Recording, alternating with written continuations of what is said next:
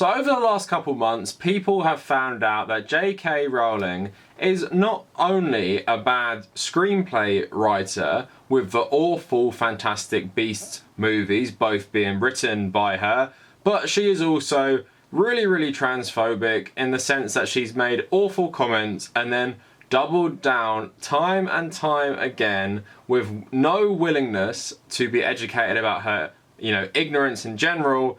And it's prompted a sort of civil war with the Harry Potter cast. Now we're going to get into all of that, but we're going to start with Eddie Redmayne, who's made the most recent comments, and obviously it's made a bit worse by the fact he actually got nominated, for an Oscar for playing a transgender character. And then we're going to talk about the broader comments by the Harry Potter cast, and then just talk about, her obsession with being transphobic and why she's doubling down so much with it. But before we get into the video, if you like my content, please like this video, subscribe to the channel, check out my Patreon in the description, as well as my social medias. Also check out my podcast where me and my girlfriend talk about how much we hate capitalism and modern office jobs. So we mentioned Eddie Redmayne, so he made the most recent comments. So LGBTQnation.com reporting, Eddie Redmayne, a cisgender man who famously played the role of a transgender woman in 2015, is standing up for author JK Rowling in the face of widespread criticism for her transphobic comments and tweets.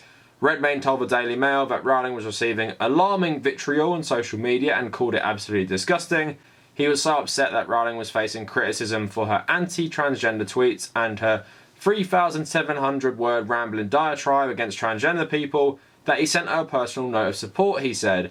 Redmayne, who stressed that he knows trans friends and colleagues, knows Rowling for his work on the two Fantastic Beasts films, which were based on books written by Rowling. He's currently working on a third Fantastic Beasts movie. He also condemned those who harass transgender people on social media as equally disgusting as the people who criticise Rowling. And then he said, similarly, there continues to be a hideous torrent of abuse towards trans people online and out in the world, and that is devastating. Redmayne played transgender painter Lily Elbe in the movie The Danish Girl. Even though he's neither a woman nor a transgender person, he was nominated for the Oscar for Best Actor for his work in the film. And there was some criticism of his performance at the time, so this article quotes some of it. So The Danish Girl struggled to portray Lily's story. It magnifies not only the most glaring weaknesses of both Redmayne and Hooper, but also the cis-normative gaze of the transgender community. You get this in Redmayne's performance, of course, only instead of approximating a single individual, he's approximating femininity itself, ratcheting his exaggerated nervous physical tics to 11 when playing Lily both before and after her transition. Now, on the surface, his comments might seem okay, but, if you're saying you support the transgender community, you're totally horrified by the abuse they get on social media, while at the same time defending JK Rowling, who is pushing these narratives that people will then use against transgender people online. Just seems like you're trying to appeal to both sides while really failing, because I'm sure even her fans and her side won't be appeased by this message. Now, I obviously don't know what Redmayne is like in person, but it's pretty clear, his opinions are influenced by him working with her on the Fantastic Beasts franchise, and I don't think he could say much about her while he is working on a project which she is also working on. So yeah, I get that, but at the same time, why even bother saying anything? Because you just seem to make it worse for yourself. It just looks like you were defending her while giving some, I guess, token solidarity to the transgender community. So before we get to the rest of the cast comments, which you may have seen, let's talk about what JK Rowling has done lately to offend people, especially the transgender community. So Rowling has recently written another book in her crime series. So one of the reviewers for The Telegraph said one of the novel's murder suspects is called Dennis Creed, who is a transvestite serial killer, and the reviewer asked, what will critics of Rowling's stance on trans issues make of a book whose morals seem to be never trust a man in a dress? Obviously, this sparked further accusations of transphobia. And honestly, just having a character like this when you're under so much scrutiny for this very issue just shows to me it's a bit of an obsession for her. And that one isn't very subtle, and you could have missed this one. So the other day she tweeted, sometimes a t-shirt just speaks to you, and she linked to a site where you can buy this shirt that says, this witch doesn't burn. And then Pink News reporting that directly underneath its feminist witch category on the site is a gender critical collection boasting badges that read "fuck your pronouns and don't call me cis," as well as stickers with messages such as "lesbians don't have penises" and "trans ideology erases women." Really bad stuff. So the site is run by Angela C. Wilde, a co-founder of the anti-trans lesbian separatist group Get the L Out. The organisation is best known for hijacking Pride in London 2018, a demonstration following by similar protests at Swansea and Manchester Prides in 2019. So one of those groups who's against various other sections of the LGBT community. So again, it's not very subtle in some cases, and in other cases it's pretty clear that JK Rowling has a serious obsession and problem with the transgender community just based on her general actions. So again, for someone like Eddie Redmayne, when you're saying you support the transgender community and you're saying that you really, stand in solidarity with the awful abuse they get online, maybe at the same time don't come out in support for JK Rowling, maybe condemn her comments because you didn't actually do that. And it's pretty obvious why, like I said, it's because he's in Fantastic Beasts right now. Now, JK Rowling is pretty heavily involved in the Fantastic Beasts movies, but she wasn't as involved in the Harry Potter movies. But the original cast of Harry Potter have all come out to basically condemn her comments. You guys have probably seen this stuff, it's from back in June, I believe, but Daniel Radcliffe, obviously plays Harry Potter himself, said, "Transgender women are women. Any statement to the contrary erases the identity and dignity of transgender people and goes against all advice given by professional healthcare associations who have far more expertise on the subject matter than either Joe or I." So he actually is responding to this directly. So it's clear that we need to do more to support transgender and non-binary people, not invalidate their identities and not cause further harm. To all the people who now feel that their experience of the books has been tarnished or diminished, I am deeply sorry for the pain these comments have caused you. Emma Watson tweeted at a similar time, "Trans people are who they say they are and deserve to live their lives without being constantly questioned or told they aren't who they say they are." Rupert Grint also came out and said some stuff, so he said, "I firmly stand with the trans community and echo the sentiments expressed by many of my peers. Trans women are women, trans men are men." Bonnie Wright, who obviously plays Ginny Weasley, said, "If Harry Potter was a source of love and belonging for you, that love is infinite and there to take you without judgment or question. Trans women are women. I see and love you, Bonnie." So Ivana Lynch, who plays Luna Lovegood, also joined in and she said, "I imagine that being trans and learning to accept and love yourself is challenging enough, and we as a society should not be adding to that pain. Feeling like you don't fit in or aren't accepted for who you are the worst, most lonely feelings a human can experience, and I won't be helping to marginalise trans women and men further." So it's clear there is actually a bit of a generational divide there where you have, a woman, I think she's in her 50s, white liberal woman who's had this, experience of England and growing up here. Now you have the actor of Hagrid who's also come out and defended JK Rowling, so he's probably the one of the more staunch defenders who actually has worked in the Harry Potter franchise. So Robbie Coltrane, who played Hagrid in the Harry Potter series, has defended JK Rowling against accusations of transphobia, arguing that her critics are waiting to be offended. I don't think what she said was offensive, really. Again, are you really the guy to be talking about this? I don't know why, but there's a whole Twitter generation of people who hang around waiting to be offended. They wouldn't have won the war, would they? I mean, you're not that old, so you didn't fight in the war either.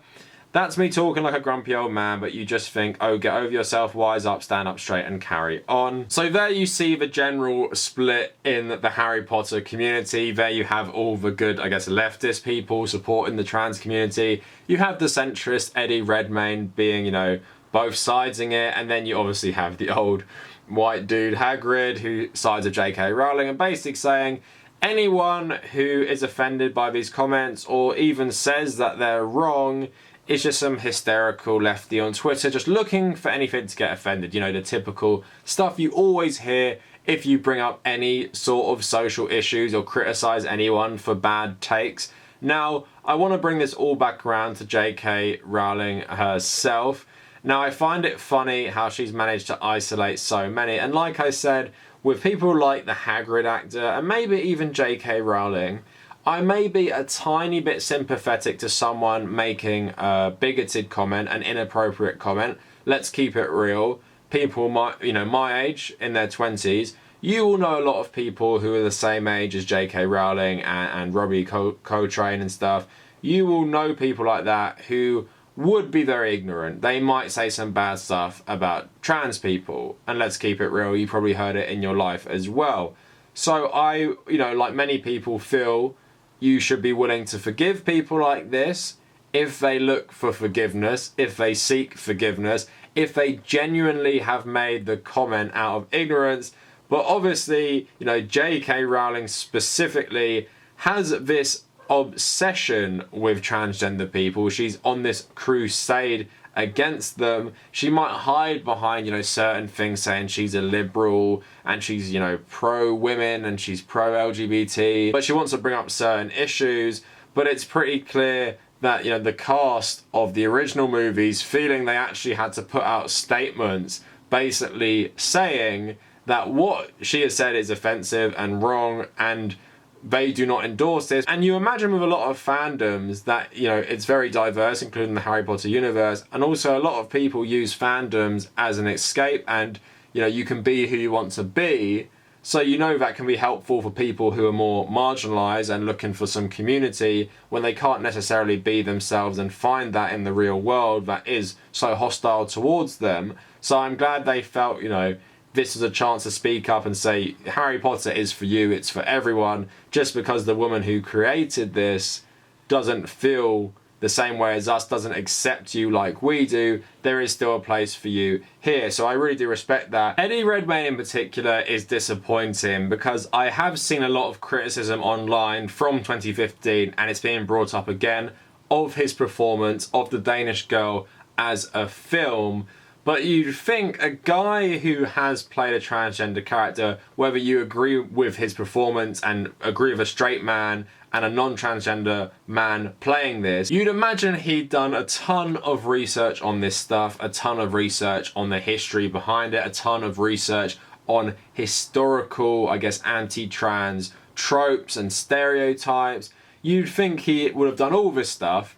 So when he sees JK Rowling making these comments, when he sees, you know, stuff like the site she's linking by a famous anti-trans activist, when he sees, you know, everything going on, you think he would be more sympathetic and not both sides it. You can even say you disagree with the manner in which people are criticising her. If people are going too far, if people are giving her death threats and all this, you know, type of stuff, then you can condemn that, while at the same time coming out a lot stronger on the side of the trans community, you know, especially if you played them. And what it looks like to me is that you used, you know, the trans community, you use a trans story to boost your career, to get you an Oscar nomination, but when it came down to it, you didn't use this experience to help the world at all. You didn't use it to inform yourself better and become a strong advocate for transgender people in general. You know, to them, I can imagine, even if they liked your performance,